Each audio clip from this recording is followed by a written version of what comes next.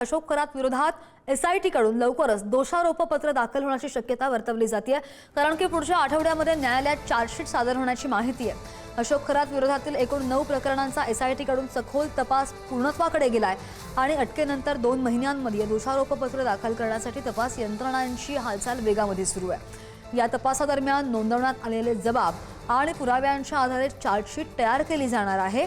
विविध तक्रारी आणि साक्षीदारांचे जबाब आणि तांत्रिक पुरावे तपासामध्ये महत्त्वाचे ठरल्याची माहिती आहे। अशोक करात प्रकरणामध्ये एसआयटीची मोठी कायदेशीर कारवाई अंतिम टप्प्यात आल्याची चर्चा आणि त्यामुळे दोषारोपपत्राची प्रतीक्षा।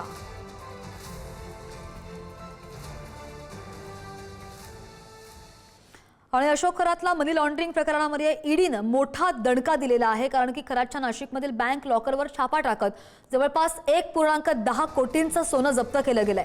5500 अमेरिकन डॉलर्ससह चांदी सुद्धा त्यांनी ताब्यात घेतली आहे। मुंबईच्या नाका इथल्या नाशिकच्या मुंबई नाका इथल्या विश्वास कोऑपरेटिव्ह बँक शाखेमध्ये ही कारवाई झालेली आहे। मागच्या 2 वर्षांमध्ये 134 बनावट खात्यांमधून 70 कोटींचा गैरव्यवहार झाला। ईडीने कराडची मर्सिडीज कार आणि बँक ठेवी सुद्धा गोठवल्यात।